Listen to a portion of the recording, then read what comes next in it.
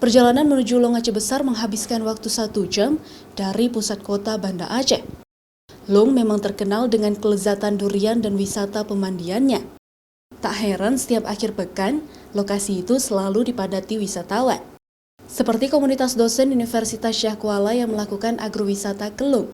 Sensasi pendakian menuju kebun duren tak kalah menantang. Untuk sampai di hutan, mereka harus melewati sungai dengan air yang jernih dan juga bebatuan. Lelah pun terbayarkan saat tiba di kebun.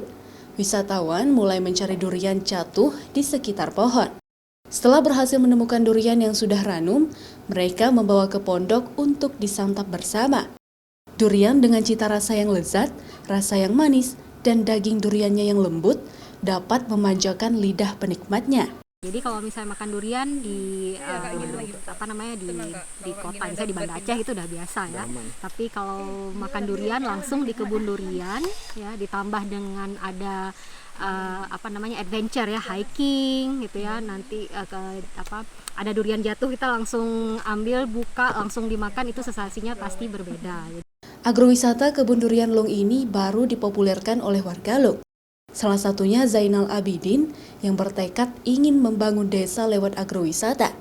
Dia membuka paket wisata bagi yang ingin merasakan sensasi makan durian langsung dari kebunnya tersebut. Untuk sekali berburu durian, wisatawan harus merogoh kocek sebesar Rp150.000 per orang. Selain bisa makan durian sepuasnya di kebun itu, wisatawan juga dibekali oleh-oleh durian untuk dibawa pulang. Minat pengunjung itu namanya dia mau makan durian.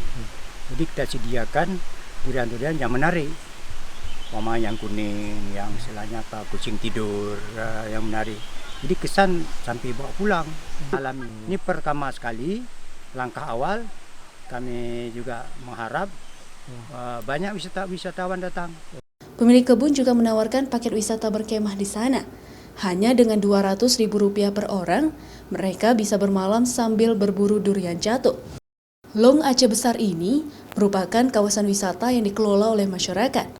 Bukan saja wisata durian, begitu juga dengan wisata air terjun, pendakian, serta sejumlah wisata alam lainnya. Diharapkan dengan meningkatnya kunjungan wisatawan ke Long, mampu menambah pendapatan warga maupun pendapatan desa. Nova Misayanti, Kompas TV, Aceh Besar.